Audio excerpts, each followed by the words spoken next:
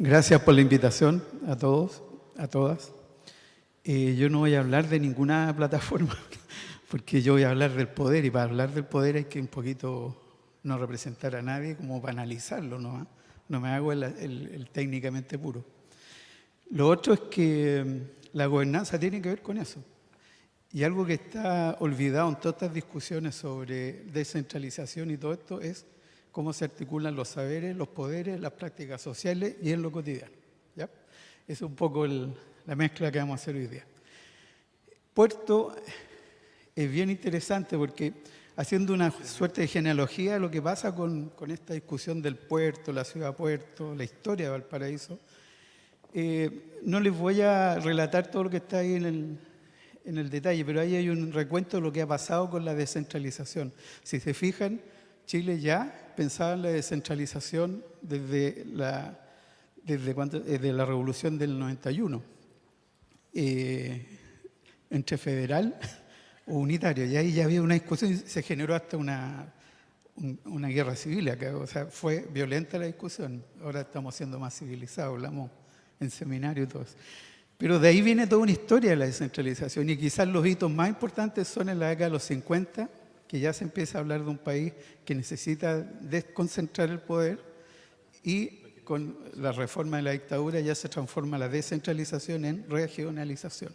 Más por un motivo de estrategia geopolítica, que los militares entienden mucho de eso. Y después viene una seguidilla de intentos y la última gran hito también fue en el gobierno de Patricio Aylwin. El ministro Krauss implementa un gran impulso a la descentralización y que por alguna razón no funcionó totalmente. Y ahí han habido tumbos, hasta que ahora estamos esperando que elijan al gobernador regional y ahí estamos. Eso es lo que cuenta la historia de lo que ven ustedes ahí, del 91. Hay una regionalización a destiempo, con camisa de fuerza, desconcentrar, pero con un delegado presidencial al lado, no entregar todas las facultades a las regiones y todo es como controlado. Es como un Estado colonial, o sea, se copió todo de la época colonial y el poder opera casi de la misma manera en un Estado democrático. Bueno, aquí está toda lo que decía el 93, la primera reforma importante, pero el problema principal topa cuando hay que repartir las dependencias y el traspaso de poder desde el gobierno central a las regiones. Y ahí hay un círculo vicioso. No se traspasan potestades ni poder porque las regiones supuestamente no están preparadas para administrar sus propios recursos y de vuelta, al no estar preparadas, tampoco podemos pedir que nos desconcentren todas las decisiones. Y en esa historia, el 2014, se hace la comisión presidencial que presidió un amigo mío, el Teo Valenzuela, lo recuerdo por ahí. Y el 2014 se hace una propuesta que decanta en 10 medidas prioritarias, pero las cuales habían 3 que eran críticas. Democratizar la elección de la autoridad política regional, desconcentración de las competencias y desconcentración fiscal, que también es muy importante. Ojalá el Ministerio de Hacienda fuera el primero que se desconcentre. Bueno, y ahí estamos. Todavía discutiendo cuándo se elige el gobernador regional, que le van a poner al lado un delegado al presidente, que no va a tener todas las facultades, y ahí estamos a medio morir saltando. Dentro de eso, Valparaíso es un caso bien interesante porque para entender Valparaíso hay que leer su historia social también. Tiene una formación social Valparaíso que es bien notable y no está en todas las ciudades.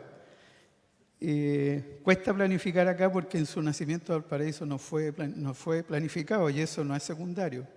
Nace como instalación de faenas de un puerto. Entonces la relación ciudad-puerto tiene razones históricas que están en el ADN de la sociedad que está habitando este territorio. Y además habita un territorio imposible, un territorio que es imposible de habitar, pero lo habita. O sea, Valparaíso es una ciudad llena de épica. Le quita terreno al mar, se encarama los cerros en condiciones precarias al inicio, empieza a crecer y de pronto se bifurcan los destinos del puerto y de la ciudad. Empiezan a tener como relaciones divergentes. Y ahí hay una relación problemática. Las políticas públicas también y los instrumentos de planificación no interpretan mucho lo que está pasando con la vida cotidiana o lo que le está pasando a la gente en las ciudades. Este es un esquema que después el que lo quiera ver relaciona cómo ponen en acción los conocimientos, ya sea en las políticas públicas o en la vida cotidiana de las personas, y los tipos de resultados que se logran. Ahí hay una hipótesis de trabajo que puede servirle a cada uno. El primer tema es el capital social y cognitivo para enfrentar el desarrollo descentralizado. Esto no lo vemos, es un trauma que no puede pasar Chile. Y hay una preocupación, por la cual a mí me tocó diseñar muchos programas de posgrado, es que dentro de los análisis que se hacían en el capital humano del sector público, hay un fenómeno bastante peligroso que se está pasando desde los datos al proyecto directamente. Y no hay conceptualización, no hay racionalización, no hay ni ir a terreno por lo menos a ver qué pasa con la gente para poder ordenar los datos. Y ese proceso es muy decidor, entre comillas. Por ejemplo, ¿por qué falla un Transantiago?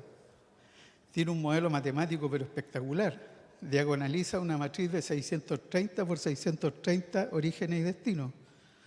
Hágame esa gracia matricial. Lo hace todo. Calcula la elasticidad, precio, de todo. Y cuando se pone en práctica, se olvida de algo de cómo se mueve la gente en la ciudad. Y entra en caos el sistema. ¿Ah? Y así empieza a pasar con la reforma educacional. Se le da gratuidad a una clase media que no quería gratuidad, creía que por pagar 10.000 pesos está pagando calidad y puedo exigir. Entonces hay un cambio en la sociedad que no está siendo leído por las políticas públicas y también el diseño de políticas públicas. No observar eso, se pasa de los datos al diseño de los proyectos directamente. Ese camino corto es bastante peligroso y es cuando uno diseña posgrado trata de atacar esto. O sea, que hagan la pasada por ahí, y esto no significa a que teoricen de todo, sino que se haga un trabajo desde cualitativo o cuantitativo, mirando lo que pasa con las comunidades y de ahí hacer los proyectos. ¿Qué tipo de problemas? Bueno, la Jocelyn ya lo habló de la complejidad, pero la complejidad es organizada, no es cualquier cosa.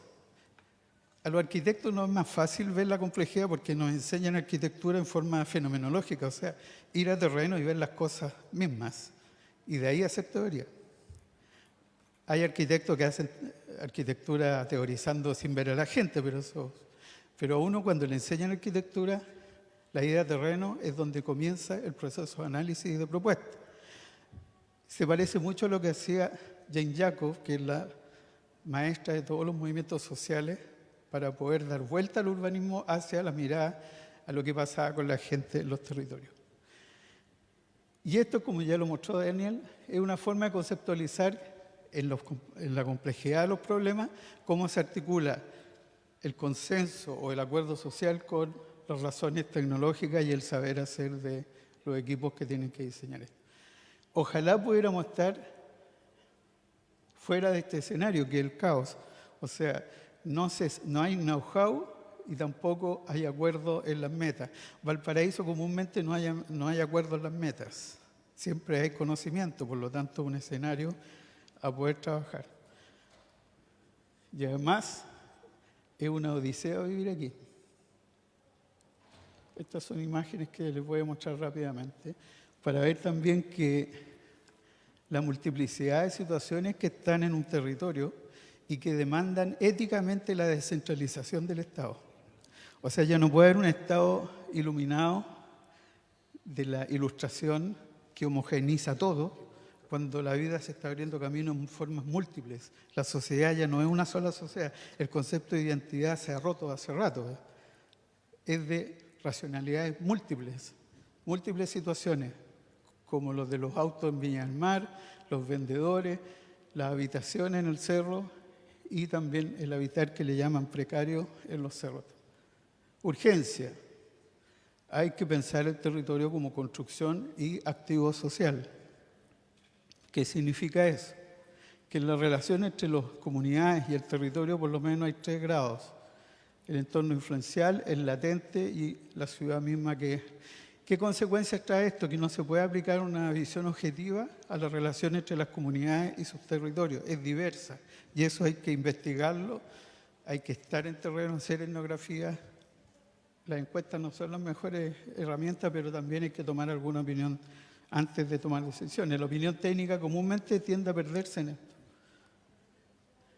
Ya he mostrado lo que es Valparaíso como capital social. Daniel mostró Barcelona como un buen ejemplo.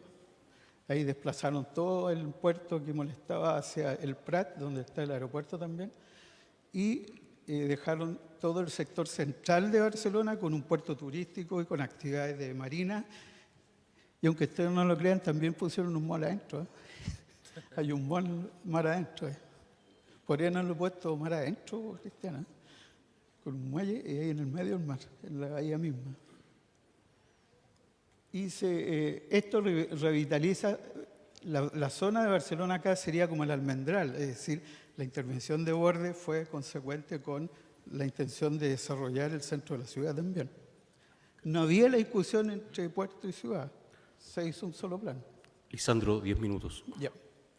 Imágenes de las dársenas en Milán, también es un canal interior. Yo creo que nadie en Milán se pensaba que tenían unos canales como Venecia, pero desarrollaron bastante. Estos son oficinistas que al salir de la oficina tienen espacios para poder desarrollarse.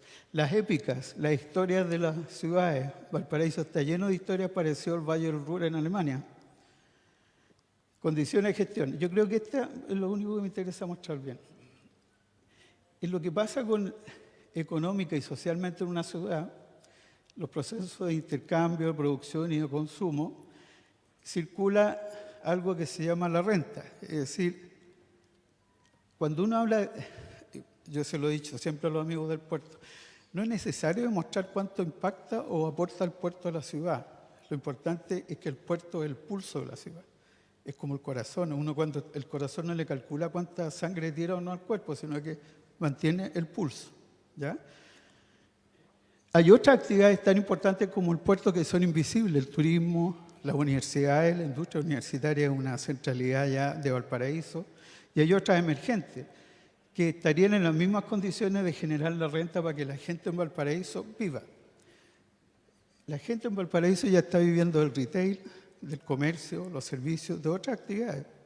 1.200.000 personas que el Gran Valparaíso ya con el puerto no hay demasiada relación, sobre todo cuando empiezan a llenar informalmente la periferia de los cerros. Entonces, es una población que empieza a tener otra lógica y la relación ciudad-puerto se ve más por la vivencia de la ciudad que por alguna realidad concreta de traspaso de renta. Y el problema aquí es que la comunidad se imagina un borde costero y el puerto se imagina otro. Son planificaciones distintas. Y el gobierno central impuso otra visión. Quería un mall ahí. Entonces, tres visiones que no dialogan en una cosa en que no hay problema. Debería ser, en toda la ciudad importante, el presidente del directorio de la ciudad-puerto es el alcalde de la ciudad. Y la gestión portuaria está muy ligada a la gestión de la ciudad. Bueno, hay muchos inventos que son muy simples, pero en Chile nos cuesta mucho imitar lo simple. La distribución del ingreso, otro carácter, el 20% de la población le alcanza lo que gana para vivir, el 80% restante no le alcanza la plata para vivir. Eso condiciona la vida cotidiana de las personas y el diseño de políticas a que tanto productores como consumidores dependen de los bancos. La gente pasa el mes con crédito ahí. Entonces, no estamos actuando también en una sociedad que tiene poder de decisión libre y soberano. Los planes pueden ir hacia allá, la vida se abre camino de distintas maneras en la infraestructura moderna. Y por último, el problema de los bienes públicos, privados y los recursos para el desarrollo. Hay que mirar, aquí hay parte también del desarrollo de una tesis de doctorado, que ya estoy en esa etapa de la vida, para pasar la cesantía. Mejor meterse a hacer un doctorado, es entretenido porque uno puede estudiar más tranquilo. Y aquí, mirando la microfísica del poder, uno aprende mucho de estas cosas que nos están encajando en estos momentos entre la política pública.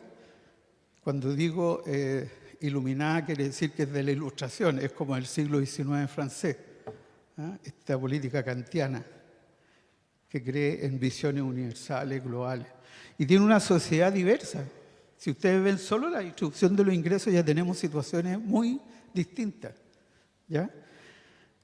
Y esta dinámica de micropoder enseña a uno cómo se agencia diariamente estas personas para vender su infraestructura y están debajo de una infraestructura moderna, que es un puente, que ni pensó que se iba a poner ahí un kiosco a vender. Pero eso pasa.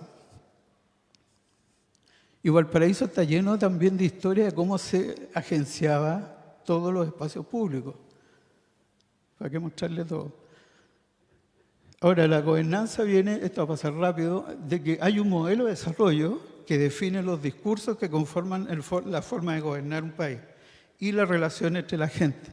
Y tiene toda una historia. Pues. Sabemos la historia de los modelos de desarrollo, cuando se rompió la institucionalidad, vinieron reformas el 79, Modesto Collado dijo que había una política ajustada y se derogó por ahí por el 2000, pero gracias a Dios el 2014 se reformuló una política nacional de desarrollo urbano, pero más parece plan estratégico que política pública. Las condiciones para gestionar los problemas entre proyecto de gobierno, capacidad de gobierno y gobernanza, es muy importante tener claro esto para poder establecer mecanismos de concentración y descentralización. La propuesta de la Comisión Presidencial, que apuntaba hacia mejorar condiciones de gestión en los servicios públicos.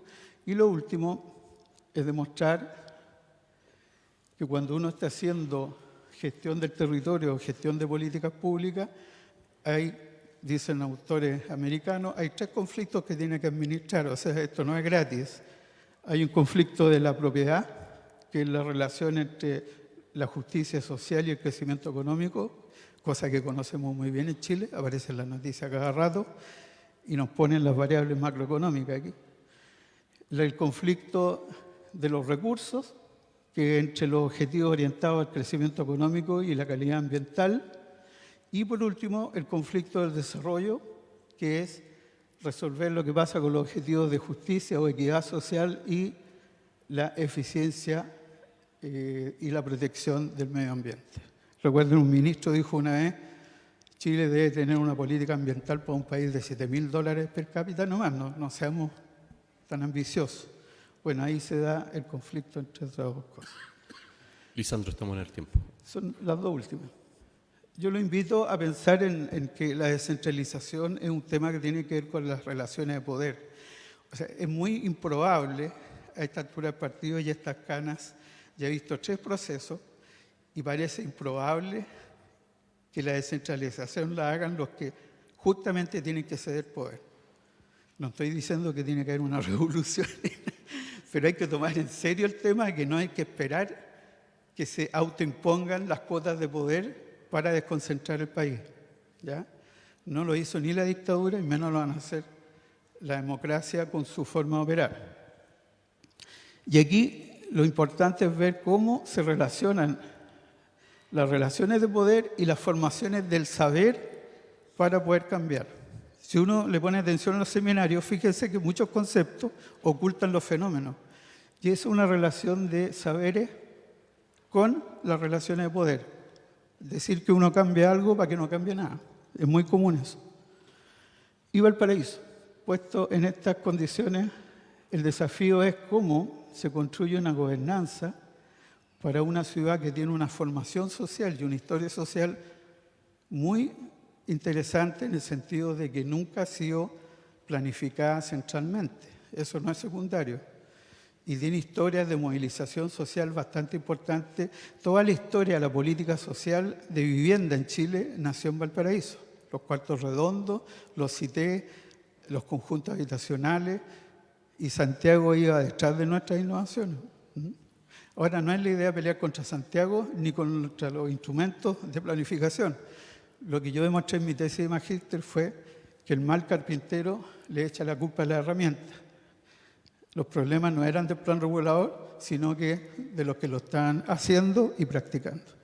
Entonces, eso es lo que pasa con la descentralización.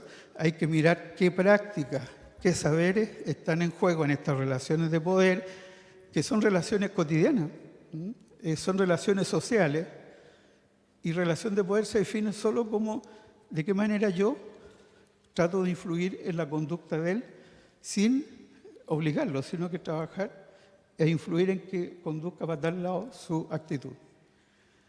Eso. Me pueden hacer preguntas por más, pero quería sintetizar un poco que lo que se olvida en la discusión sobre descentralización, y es muy importante para la gobernanza, es las relaciones de poder, que porque apareció el feminismo también ahora. Vamos a dejar las preguntas para después, si es que no alcanza el tiempo. Agradecerle a Lisandro por su presentación.